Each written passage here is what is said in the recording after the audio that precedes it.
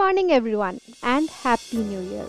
আশা করছি তোমাদের 2023 খুব ভালো কেটেছে এবং আশা করব তোমাদের 2024ও যেন খুব ভালো কাটে। নতুন বছরের নতুন আশা নিয়ে নতুন দিন শুরু করলাম আজ 1 জানুয়ারি। আজ তোমাদের সাথে শেয়ার করব আমার যেদিনগুলো অফিস থাকে না সেই দিনগুলোর সকাল আমি কিভাবে কাটাই, মানে বলতে পারো আমার মর্নিং রুটিন। যেদিন অফিস থাকে না সেদিনগুলো যে বেশিক্ষণ ঘুমোবো সেইটা কিন্তু খুব একটা হয় না। তবে আজকে একেবারেই ছুটির দিন, বছরের প্রথম দিন বলতে পারো, আগে থেকে কোনো কাজের প্ল্যানিং আমি করে রাখিনি এবং আজকের দিনটা শুধুমাত্রই রেখেছি এই পুরো বছরের কিছু প্ল্যানিং করার জন্য। তো একটু লেট করেই উঠলাম এবং ঘুম থেকে উঠে ফার্স্ট জিনিস যেটা আমি করি একটুখানি জল খাই। আর ঘুম থেকে উঠেই কিন্তু আমি একদম ধরপড় করে ওয়াশরুমে চলে যাই না, আই টেক টাইম, রেস্ট নিয়ে বিছানায় আস্তে ধীরে আমি উঠি। সত্যি কথা বলতে এর আগে কিন্তু আমার একটা অভ্যাস ছিল ঘুম থেকে উঠে কিছুক্ষণ শুয়ে শুয়ে ফোন ঘাঁটা আর তারপর ঘুম থেকে ওঠা।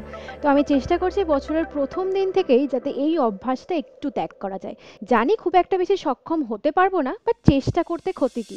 আমার যেহেতু থাইরয়েড রয়েছে তো সর্বপ্রথম আমি যে কাজটা করি একটুখানি জল খেয়ে নিই আর তারপর আমার থাইরয়েডের মেডিসিনটা নিই। যদিও বা আমার থাইরয়েড কিন্তু আগের থেকে অনেক কমে গেছে, আমার মেডিসিনের ডোজেজও একদম মিনিমাম হয়ে গেছে, and hopefully with the help of diet and lifestyle আমি এটার থেকেও মুক্তি পাবো।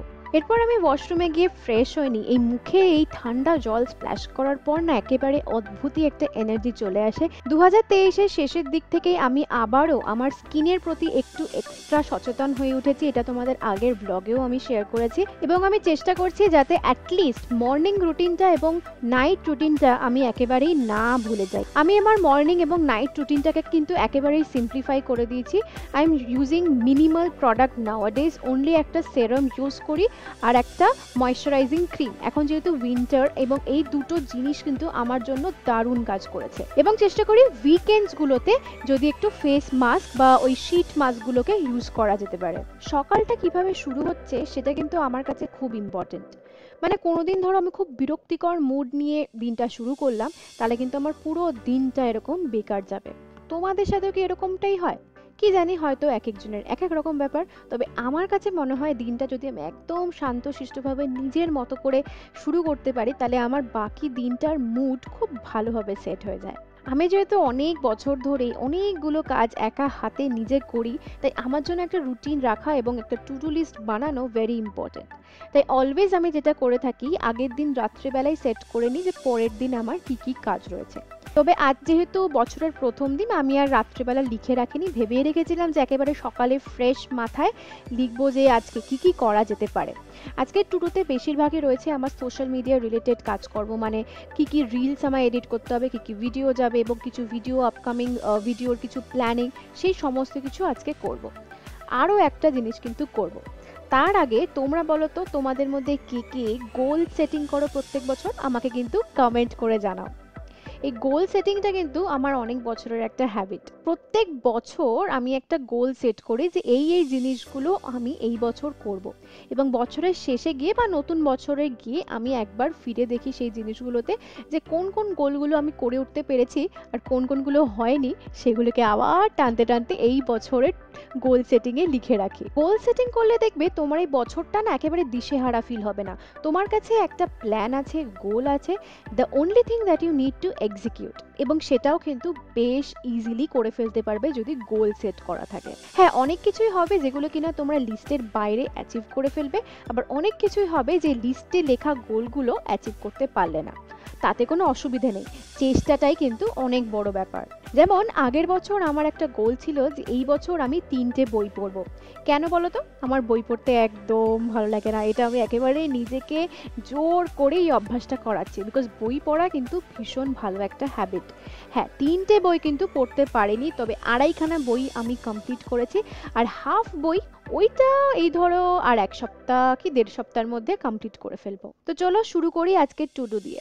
ফার্স্ট কাজ হচ্ছে এই নিউ ইয়ারে যতজন আমাকে উইশ করেছে তাদেরকে তাদেরকে রেসপন্ড করা এবং একটা পোস্টও আমি বানাচ্ছি ক্যানভাতে new year related, so that আমি এটা ফেসবুক পেজে পোস্ট করতে পারি, ইনস্টাগ্রামে পোস্ট করতে পারি বা তোমাদের সবাইকে আর কি পাঠাতে পারি। আমি এই পোস্টগুলো কিভাবে ক্রিয়েট করি সেগুলো যদি তোমরা জানতে চাও তাহলে কিন্তু কমেন্ট করে জানিও। থাইরয়েডের মেডিসিন খাওয়ার অ্যাটলিস্ট হাফ অ্যান আওয়ার অবধি কিন্তু আমি আর কিচ্ছু খাই না। মানে ধরো যেদিন ব্রেকফাস্ট করতে হবে আমি at least half an hour wait করে তারপর খাই। বাট আজ থেকে আমি শুরু করেছি ইন্টারমিটেন্ট ফাস্টিং, যতটা সম্ভব আমি স্লোলি নিজের বডিকে বুঝে কিন্তু এগুলো করে থাকি, বিকজ কাল অবধি প্রচুর খাওয়া দাওয়া হয়েছে অ্যান্ড অবভিয়াসলি এনজয় যখন করছি নিজের ওয়েটটা এবং হেলথটা কিন্তু খেয়াল রাখার জন্য এগুলোও করতে হবে। তাই আমি শুরু করে দিলাম এডিটিংয়ের কাজ। এডিটিং একটুখানি এগিয়ে রাখার পর যখন half an hour is done আমি চট করে চলে গেলাম ব্ল্যাক কফি বানাতে। এই ব্ল্যাক কফির অভ্যাসটা কিন্তু আমার শুরু হয়েছে লাস্ট ইয়ার, যবে থেকে আমি এই ওয়েট লস জার্নিটা শুরু করেছিলাম and now I really love this. মানে ব্ল্যাক কফি মানে কিন্তু শুধু গরম জলে just coffee, no sugar, nothing, even sugar ফ্রিও কিন্তু আমি এখানে ইউজ করি না। বাড়িতে আজকে বোন রয়েছে তো দুজনের জন্যই ব্ল্যাক কফি বানিয়ে নিলাম। বোনও কিন্তু ব্ল্যাক কফি ভালোবাসে, বাট ওর সাথে অ্যাডিশনালি আমি দুটো বিস্কিট দিয়েছিলাম আর আমি শুধুমাত্র কফি একটু একটু করে খেতে খেতে এডিটিংয়ের কাজটা এগিয়ে নিচ্ছি। ইন্টারমিটেন্ট ফাস্টিংয়ে কিন্তু তোমরা ব্ল্যাক কফি বা গ্রিন টি বা ব্ল্যাক টিও খেতে পারো, বাট অবশ্যই সেটা দুধ, চিনি, সুগার ফ্রি এনিথিং ছাড়া এবং তার সাথে আর কিছুই নয়। তো এটা তোমরা এমটি স্টমাকে খেলে এটা কিন্তু ফাস্টিং স্টেজটাকে হোল্ড করে, সো ওইটাই আমি ফলো করছি। কফি খেতে খেতে এডিট করে ফেললাম এবং এডিট করতে কিন্তু আমার প্রায় 1 থেকে 1.5 ঘন্টা সময় লেগে গেছে, যদিও কিছুটা এডিটিং আমি আগের দিন রাত্রেবেলা না সেট করে রেখেছিলাম।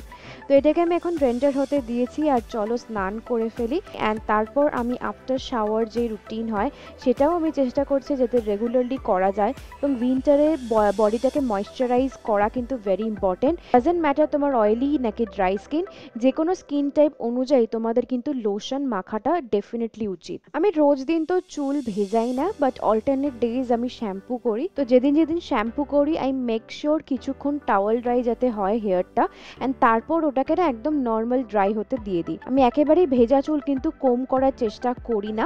তো কিছুটা ড্রাই হয়ে যাওয়ার পর আমি একটুখানি সেরাম লাগিয়ে নিই। এখানে আমি এখন আজকে ইউজ করছি লিভনের একটা সেরাম, বাট আমি স্ট্রিক্সেরও সেরাম ইউজ করে থাকি মাঝে মাঝে। তো এই সেরামটা ইউজ করে আমি হালকা হাতে কোম করে নিচ্ছি। চুলটা যদি ভেজা থাকে না দেখবে অনেকটা চুল পড়ার টেন্ডেন্সিটা বেড়ে যায়। তো ব্যাস আমার পুরো shower routine, after shower routine is done. এরপর আমি করে নেব লাঞ্চ। তো আজকে মর্নিং রুটিন এই অবধি। তোমরা যদি এরকম ভিডিও আরও দেখতে চাও তাহলে ডেফিনেটলি কমেন্ট করে জানিও, এবং কোন রুটিন বা কী ধরনের ভিডিওস তোমরা দেখতে চাও সেটাও কিন্তু কমেন্ট করে জানিও।